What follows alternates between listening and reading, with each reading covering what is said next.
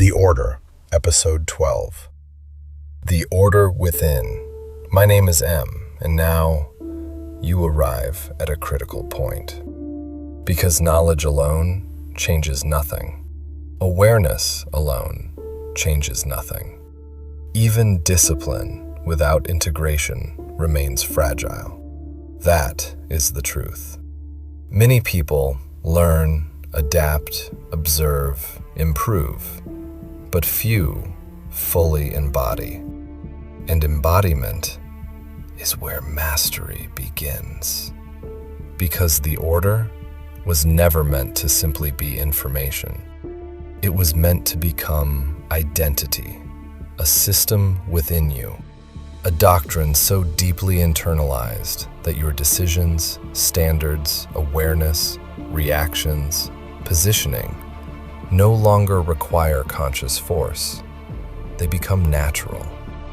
That is the order within, not borrowed strength, integrated strength. This is where many fail, because they confuse temporary motivation with transformation. They consume knowledge, but never fully rebuild themselves around it. So, under enough pressure, they revert back to old fears, impulses, ego, weakness, illusion. Why? Because the system never became permanent. It remained external. And external systems collapse more easily. So now, you must build internally. The framework must become reflex, perception, emotional baseline, strategic instinct, identity. This requires repetition, because doctrine is not learned once, it is conditioned. Every environment becomes training. Every conversation becomes observation. Every emotional trigger becomes calibration. Every challenge becomes reinforcement. That's how systems are installed. Now apply L.I.E. at the deepest level. Layers. What remains beneath your identity? Illusions. What old narratives still survive? Ego. What internal weaknesses still resist full integration? This is the final internal war.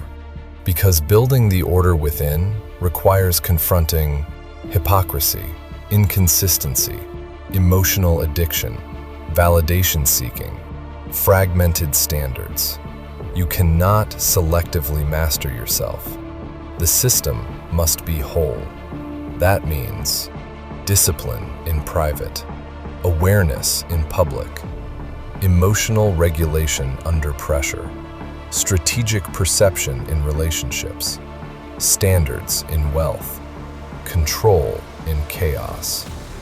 No compartments, no masks, no temporary performances, only integration. This is where identity hardens. You stop trying, you become. And that distinction changes everything. Because when the order becomes internal, manipulation weakens, pressure sharpens, chaos informs, silence empowers, positioning strengthens, and discipline sustains. Now, you are no longer reacting through old programming. You are operating through doctrine. That is dangerous, because integrated individuals are significantly harder to destabilize. Not because life stops attacking, because their structure stops collapsing.